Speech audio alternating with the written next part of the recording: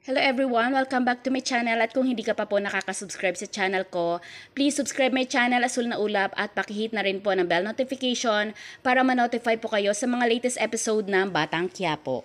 At eto na po ang latest episode ng Batang Quiapo. Sa kulungan, pinatawag si Edwin para pakantahin ng mga pulis kung sino ang kanilang pinagkukunan ng di-kalibring droga.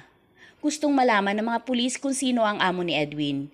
Pero dahil nga sinabihan si Edwin ng tauhan ni Ramon na wag siyang magsasalita dahil hawak nila Ramon ang pamilya ni Edwin, kaya nagmatigas si Edwin na wala talaga siyang alam. Kaya pinahirapan at binugbog siya ng mga pulis, pero sa bandang huli, wala pa rin silang nakuhang impormasyon galing kay Edwin. Sa kabilang banda, pinuntahan ni Olga si David sa kwarto niya kaya tinanong ni David kung ano yung nasaksihan niyang kaguluhan. Sinabi ni Olga na pumitik na ang galit ni Ramon dahil nabulilyaso ang negosyo nila dahil kay Edwin. At sinabi din ni Olga na pinalayas na sa mansyon ang mag-asawang Marsing. Sinabi din ni Olga kay David na siya na ang bahalang gumawa ng paraan para mawala si Mokang sa mansyon nang sa ganun daw malaya na daw makakilos si David sa mansyon at para makuha na daw niya ang nararapat sa kanya. Sa kulungan naman, nag-alala ang mga kaibigan ni Tanggol dahil hindi pa sila nakakabalik ni Bubbles sa kulungan. Maging ang mga kaibigan ni Bubbles ay nag-aalala din. Baka daw napahamak na si Bubbles at Tanggol. Pero ang higit na nag-aalala sa lahat ay si Mayor.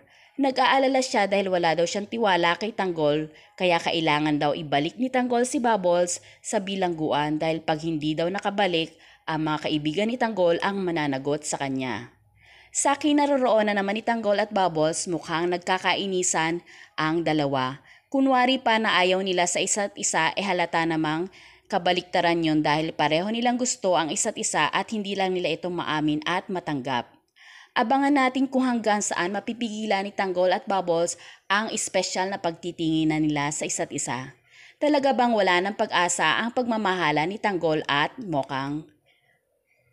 Abangan natin ang mas kapanapanabik na mga eksena dito lang po sa Batang Quiapo. At kung hindi ka pa po nakaka-subscribe sa channel ko, please subscribe my channel Asul na Ulap at pakihit na rin po ng bell notification para ma-notify po kayo sa mga latest episode ng Batang Quiapo. Maraming salamat po!